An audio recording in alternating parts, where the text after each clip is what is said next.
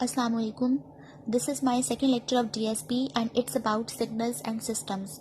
Signal is a description of how one parameter varies with another variable.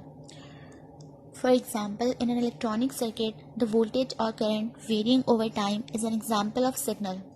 Signals come from sensors. For example, parametric sensor senses pressure, humidity sensor senses humidity. System is a process that creates other signals. That is, we pass the input signal through the system, and in response to this input signal, the system performs some operations on it and in turn produces an output signal. Types of signals.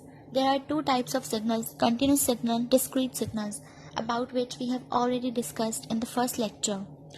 Here are some examples of systems. First is averaging system. As the name suggests, it takes average of the signals. Moving averaging system.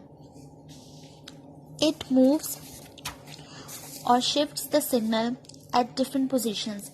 Like here, it is moving the original signal x of n at 5 different positions, then adding them and finally dividing their result by total number of signals. Flip system or reversal system. It flips the signal about the vertical axis. Like here, after passing this signal x of n through the flip system, I got this signal, which you can see is the mirror image of this signal x of n. Shift system. Time shifting the signal means shifting the signal in time, that is shifting the signal towards right or left, and it is done by adding or subtracting a finite time value from the index. Time shifting of the signal just changes the positioning of the signal without affecting its magnitude or span. Like here, for this operation, I took this signal, signal B, not A. So, in the first example, after adding 1 to the index, I got this signal which has been shifted towards left by 1 unit. That is, the signal has been advanced. And in this example, after subtracting 1 from the index, the signal has been shifted, this signal has been shifted towards right by 1 unit. That is, it has been delayed.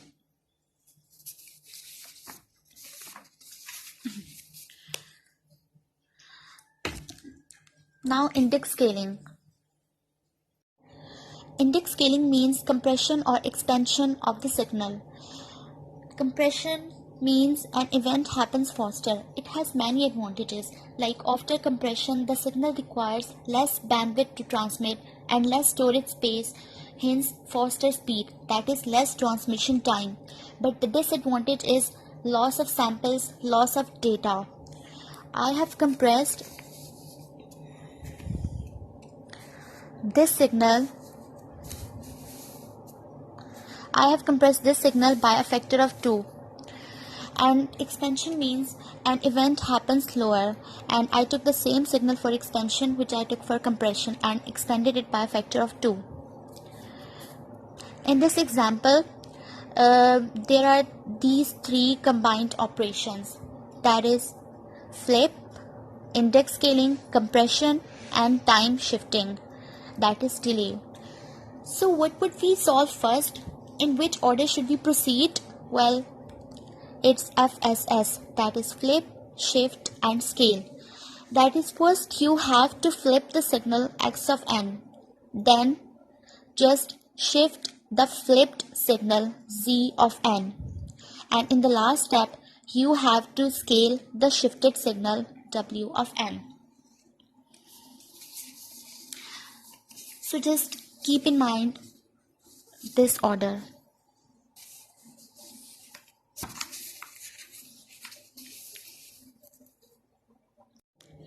As we have seen in the signal compression, the data gets lost.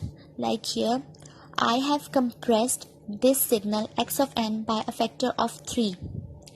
And for recovering the original signal x of n from this compressed signal y of n, I have compressed expanded the signal by a factor of 3, this signal.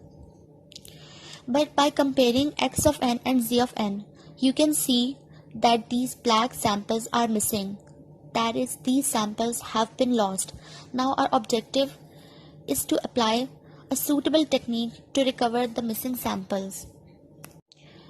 The first technique is zero order hold, in which first step is take one sample, then take the replica of the previous sample. Like here, first I took this sample and then I took the replicas, 2 replicas of this previous sample, and the same goes for the next samples. Then join the peaks like this to form a continuous signal. Now calculate the error by comparing this signal with the original signal. And you can see that this is not accurate technique, as there is a large difference between these two signals, that is large error. Now let's move towards the second technique, first order hold. In this technique, first take 2 samples. Then draw the slopes by using these 2 equations, slope equation and equation of line. That is, take the first order derivative. Now draw other empty slopes with respect to slope. That is, with respect to this slope, draw these empty samples, the black dotted lines. Now you can see that the error has been reduced. The third technique is second order hold. In this technique, take 3 samples and then find second order derivative from 3 points. Find the second order derivative by taking the difference of the 2 consecutive values, about which you might have studied in the numerical methods. And the second order derivative gives curves instead of lines. So this is more accurate technique than first order hold. In the fourth technique, which is the most accurate technique out of all these 4, draw the sinc function on all the peaks and add them to get one signal at the output to get more accurate results. Now here are some basic signals and their representation in time domain. This is impulse signal and its representation in time domain, that is one single spike. And this is a unit step signal. Now relationship between the impulse and step is, impulse is the derivative of unit step, and unit step is the integral of the impulse. Now, signal synthesis and decomposition. We will cover 3 methods of signal decomposition: impulse decomposition, step decomposition, and the third one is even odd decomposition. First is signal decomposition by impulse signal. In impulse decomposition, we decompose the n sampled signal into n components, and each component is an impulse signal. Like here, x of n has 3 samples, so I have decomposed the signal x of n into 3 impulse signals. And you can also synthesize the signal via impulse by convolving the impulse signal with the original signal and applying summation. And the symplectic property of impulse signal will help in synthesizing the original signal. Now step decomposition. The same goes for step decomposition. In step decomposition, you decompose the n sampled signals into n components, and each component is a step signal. Now the last decomposition is even odd decomposition. This decomposition breaks a signal into 2 component signals, one having even symmetry and the other with the odd symmetry. And these decomposed signals are calculated from these formulas.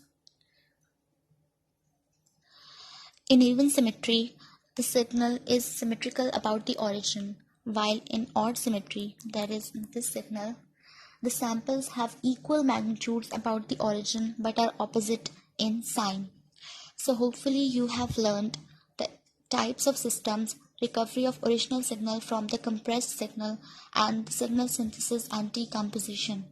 See you in the next lecture.